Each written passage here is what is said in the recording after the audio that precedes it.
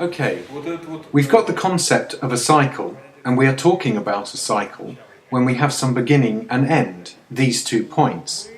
So how do we, having various ways of perceiving the world, how do we form our own world? We've got the left eye and the right eye, the displacement of certain views, the displacement of these points.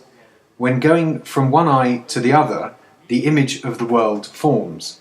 We just don't realise all that stuff. So when all those programs and cycles are being assigned, they take a shape of a certain system of filters. This picture shows this sort of multi-layer filters in the eyes of a person. I've deliberately taken this image, so here we have dual point of view, good and bad, going from one to the other. We constantly compare good and bad, which triggers the process of cycling, comparison that we project upon various planes of our perception system.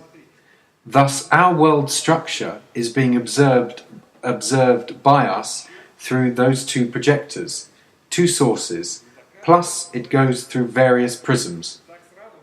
So we end up getting an amazing multi-layer image like this. But of course, it doesn't appear to us like this immediately. So now we're getting closer to the question of the year 2012. What do we know so far? Cataclysms, Vanga's prophecies, some alien stuff, some Nostradamus-related talks. Is something good or is something bad waiting for us? What is that? Which forms of life? What are they talking about? What are soothsayers babbling about? What did the Maya create their calendar for? Who of those people mentioned are right and who are wrong? On the one hand, they are all right, but on the other hand, their prophecies don't sit well with each other. So how do we look at this, and which viewpoint are we to accept? That's the matter of thorough analysis that we have reached. I'd like to demonstrate some of the conceptual viewpoints concerning 2012. You see, the shutting of one program and the initiation of another looks pretty much like a change of political parties. One party replaces another. There's some kind of transition, disclosure, the new choice of the new program, new ideas, new goals. The goals get set and then caught up. For instance, if we look at the present-day elections, what are the goals of all those parties? What do they suggest? Has any of them come up with any kind of landmark decision? No. As a matter of fact, they seem to have no goals whatsoever. People go out for a political rally with their miserable faces. Ask them what they are displeased with. Well, it's a kind of general dissatisfaction with the general state of affairs. So there's no need to hang out, getting involved in some deep conversations. Will somebody come up with something interesting? What is meant by interesting? What kind of novelty do the parties suggest exactly? But if there was some new political force that would step forward with some completely new idea, then the people might get interested. But as long as nobody suggests new things, there's no rage about their goals. Who do you follow? What are their objectives? I look at any opposition and see that they do not have an alternative program. What are their programs all about? They stick to the same old story. That's why people are not interested. But if we are talking about prophecies, if we are talking about why there are various systems of predictions, then we have it that various systems of predictions represent various parties, various models, interests that coexist in our society. Our society embraces lots of religions, lots of beliefs, i.e. various goals and ways of achieving spiritual enlightenment, as well as social and biological development. Those are the principal goals. When we aim for something, we immediately become interested in development. So if we want to figure out what is going on, I would start by suggesting that there are planets that serve as testing areas for some basic experiments. These planets are inhabited by individuals that would like to take part in those experiments. We can use a game as an example. Here we have a group of volleyballers who would like to play volleyball. So they get a ball and toss it over the net according to some set of rules. But if you give them 11 more balls so that each of the players has his own, will the game continue? No, this makes no sense. I mean, a volleyballer was there to play volleyball, not hockey or figure skating, because he was looking for that very experience. It's interesting for him. It's something he wants to study. So, there is some kind of intelligence that forms within the volleyball team, so that this team may experiment with the ball. And if we bring this simple example to the level of civilization models, for example, how will the society of Earth develop over 5,000 years? Can we imagine this? Yes, we can. So what kind of awareness is going to manifest itself? Now imagine you are that intelligent link that has made the decision to develop all its layers within, say, 5,000 years. But these 5,000 years, where are they going? Which layer should they stick to? The informational or the corporal one? Well, it's a tough question, because 5,000 years for Earth and 5,000 light years are different things.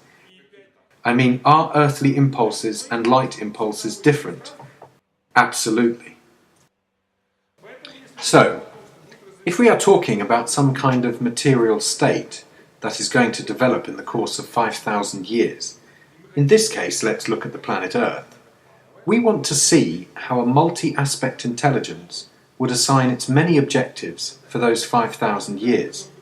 Of course, this information is very difficult to process, but it is possible. So there forms a corridor of tasks, and those intelligent essences that would like to get from the experience from all of the layers in the period of 5,000 years, those are who the flow starts to form for. Now, when we are talking about how Earth appeared, there's a number of informational sources. For example, if we look at Boryev's book called The Secret Source of Yoga Revealed, where he discusses Hyperborean, some hypotheses say that Earth never existed. For example, first there existed certain informational forms, and they condensed into some kind of cosmic mists. These mists, of course, had no sex differences or dualities. They just moved around, merged with each other, thus creating some sort of dense matter. This matter began to somehow gemate and propagate, thereby planets appeared. So here you have a sort of evolutionary cycle. If we consider a number of information sources dedicated to the conception, there emerges an image that some, conditionally speaking, flash of light repeatedly reflected from its various constituents, let's put it this way, which made it condense into certain forms. This leads to the appearance of planet Earth at some frequency level. Then within the Earth itself, there appears various frequency spectrums in the shapes of substances like stones, trees, animals, and people. Those are some kind of micro-worlds that form this way.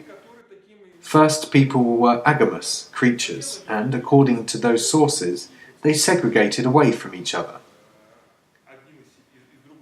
Then what was the selling point of Earth?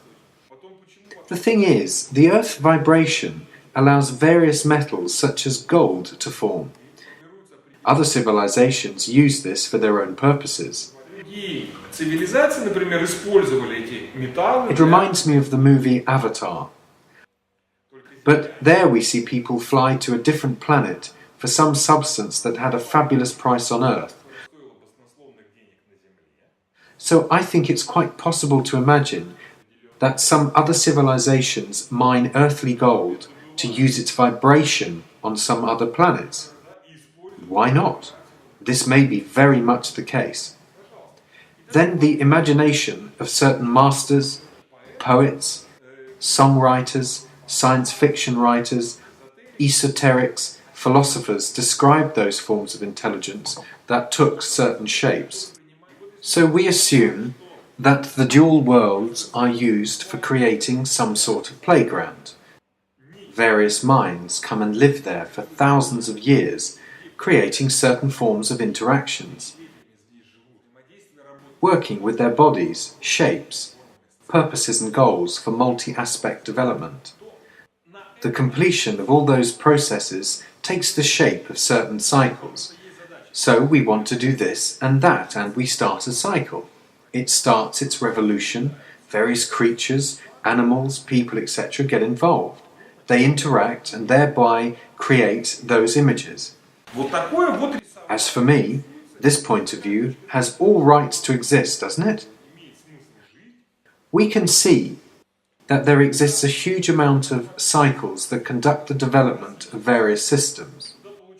Then, if we look at our planet, we can also see that it is surrounded by myriad programs, various forms, let's call them alien, that bring their informational ways to Earth. Look at earthly people. We are all different. There are different races: yellow, black, white, grey. Each have their own tasks, each have its own religion.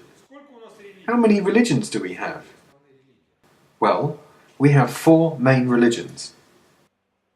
Heathens. Who's their god? The sun. And who has darkness? The moon for God. The Muslims, Islam. So we have the symbol of the sun and the symbol of the moon. Who's in charge of Islam? Allah, of course. Christianity is a cross. And who's on the cross? A person on the cross, of course. But we can present him in several different ways, e.g. as a martyr or as a harmonious individual. Because if we look at Leonardo's canon, we'll see that it's a sort of cruciform as well. Basically, a cross means symmetry. But in Christianity, this has a somewhat darker meaning: the martyr who suffers. And on the opposite side of the pole, there is Buddhism, with its happy and cheerful Buddha. So we see cheerfulness, suffering, the sun, and the moon. Those are the 4 main sectors, 4 filters that are being put on the glass and that start to create certain vibrations. For example, the glass's filtration sets various programs, and all those 4 concepts can exist perfectly well together on Earth, each having its own tasks and ways of achieving goals. Africa has its own tasks, as well as Asia, as well as Russia. Well, they don't intersect. Actually, they can't intersect at all. The Hindu can never become the European, and the European can never become the Hindu. It's impossible. Those are different frequencies, different spectrums where life forms. So, when we are talking about the experiments being conducted, they are being introduced by various structures, and the scale of those is far beyond our imagination, that launch various development programs. Therefore, alien ships pay recurring visits on Earth with a frequency of 1 cycle and introduce various development models into our earthly market. Once the old models are finished, the alien flea market crops up. They arrive on their spaceships, send their ambassadors. All sorts of dissidents, channelers who must suggest to Earth people or any wise creatures to play a game. This is not a spontaneous market. It's totally thought out.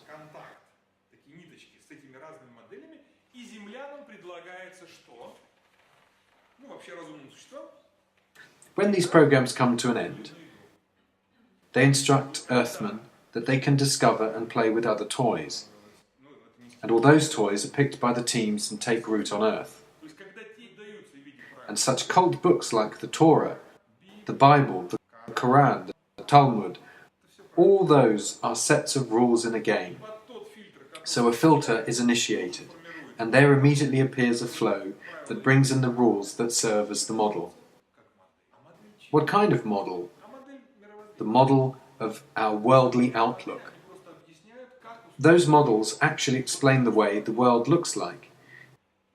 Those creatures that want to forget how it works and want to discover it from a new perspective, to experience new energies and emotions. Those creatures accept this model and start to deeply believe in it. As soon as the flow of faith inside takes the shape of a core, this becomes a channel that conducts creative energy. For example, we operate as simple amplifiers. We spin the flows that are essential for us. You shouldn't be afraid to give them away. He that giveth shall not lack, and that's fair. So that's the image of developing such channels that we use to constantly conduct energy. In return, we get the ability to feel happiness. It makes me think of a Soviet movie, Kindzadza, where by the end of the movie there is a scene. Hey Patsaks, why are you singing in the cage and aren't enjoying yourselves? Come on now, enjoy yourself. The director did a great job in showing how we put on constructors and cages and use ignorance to shield ourselves from the knowledge. How we use ignorance to summon creativity and energy. And this creativity, this energy, is the food of the universe. As Rudolf Steiner smartly put it, creativity is the food of spiritual cosmos. Therefore, when various models with their various development cycles appear on Earth and put their patterns together, those who are ready to play with the toys immediately show up. And we are not an exception. And when we are talking about what kind of life forms exist on Earth, we mean various forms of such and such reflected experiments that we use. There may appear an awful lot of life forms. The same goes for Pleiades. And when we start depicting the Pleiades, Sirius, the civilization of mad dogs, Lemuria and so forth, those are all memories of models that are undue these days. We've created those civilizations in our world outlook in order to play things we used to play, and each one of us played his own game. But in 2012, the game is over for those for whom it is supposed to end. That's exactly what happened to me. Therefore I can shut the experience of previous states, as I don't need them anymore.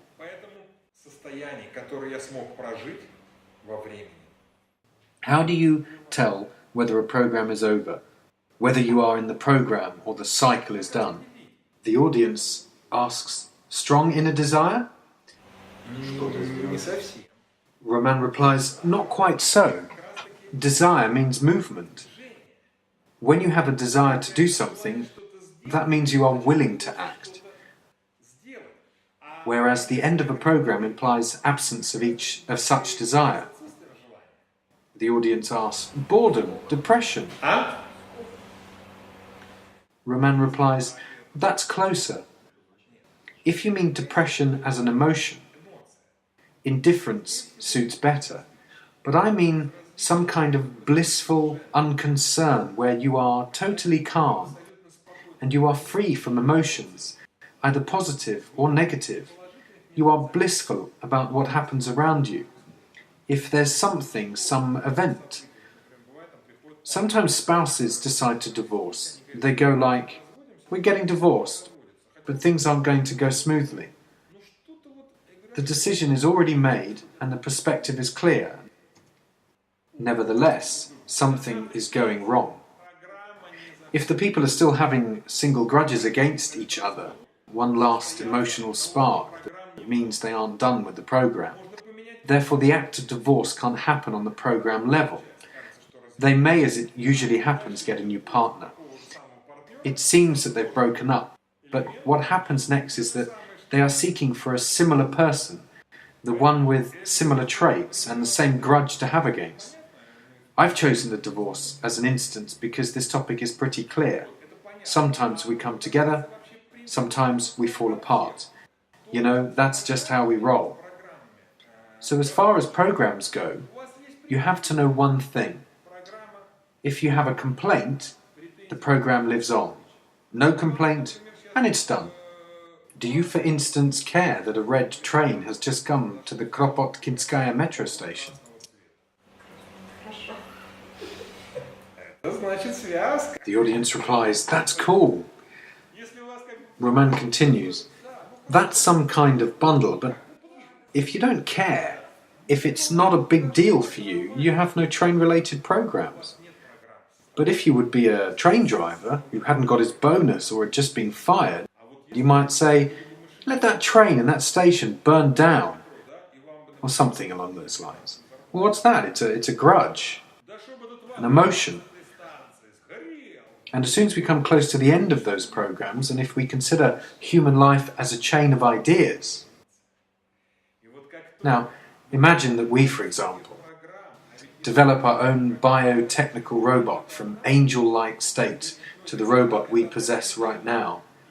Imagine this long evolution, this being a program. So for this robot to be put together, we need to have some sort of worldly outlook, as it's our world outlook that suggests us goals. We live the way our world looks like. Therefore, all of this is a kind of rational, intriguing game. Some states of intelligence show us certain world outlook images. We stick to their novelty and start to get creative within those, and thus we create new forms. Once this program is over, we get indifferent. Once you become indifferent to it, this always is a signal that you are ready for new programs. If we are talking to, say, deeply religious people, what are we going to discuss with them? Anything but religion. Any attempt to persuade them that God doesn't exist, or he can turn into the devil or back again, before you can say, "Jack Robinson," it's going to stir up aggression. But why does this happen? Because the person wants to go the full circle of this religious experience. This program is running for him at the moment. Will he ever care about Pleiades and patterns going around and creating new religions? Fat chance. The only thing the one who's trying to infringe on their faith is likely to get is a slap in the face or even attempt on their life. Why? Because the source of evil has to be silenced.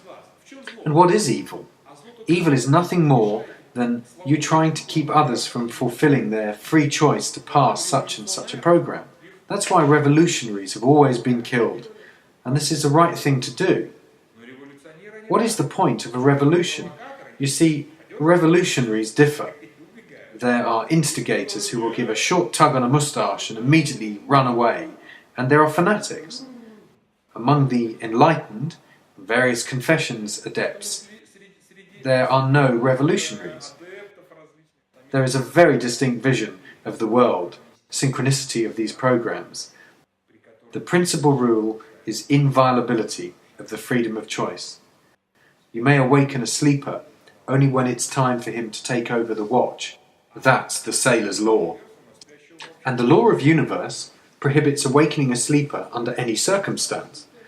If his free choice is to sleep, then let him do his thing. Let's take a family. The goals have been set, but one person wants to go on developing. He strives for a different form of life. But the other person hampers him by not evolving. The situation triggers a terrible conflict, and the conflict will be resolved only when one of them becomes completely indifferent. And how about the preventer? Well, they may face serious complications that can go as far as a lethal outcome. Impeding can therefore cause trouble. When we're talking about these forms of life that we make up ourselves, we believe in something. We process various energy flows, and on various planes of the matter's existence, they transform into certain essential builders and personal attitudes. Someone finds importance in mining gold or rummaging around in dirt, or raking money, or pushing science forward, or building some kind of model, each to his own, while staying within the vision, of course. Therefore, we invite higher minds so that they give us faith in certain world order. If you ask the Christian man, "What do your churches look like?" they say that it looks like a spaceship. Why so? One day, people came and they gave them to us, and our biorobots, and these were our gods. Well, wait a second. And what do you do about that? Well, nothing. So that's how they imagine that. Okay, well, let it be. It makes no difference who has come, if anyone has, or maybe I've just made it up, so long as it's interesting. So now, by the year 2012, these models are coming to an end. Actually, they are supposed to. Anyway, how does the very understanding of world outlook form? Here I'll give you an example using a projector light, the first image on the left. Imagine the light that is darkened by nothing. It's a source of pure light, pure love, pure divinity, etc. It sounds pretty much like a Reiki. I'm giving you pure source of energy, as every Reiki will say.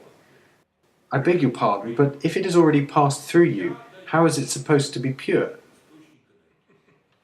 So that's how the whole concept of Reiki falls apart. If you possess a pure source of energy, it means that you get depersonalized, whereas Reiki is a personal attitude. The audience asks, Reikis only claim to pass it. Well, I see that. We are only passing, but what are we passing and where? Fairing or what? Okay, I won't go deep into Reiki right now. We aren't disputing religion or Reiki. Now we're talking about different physics.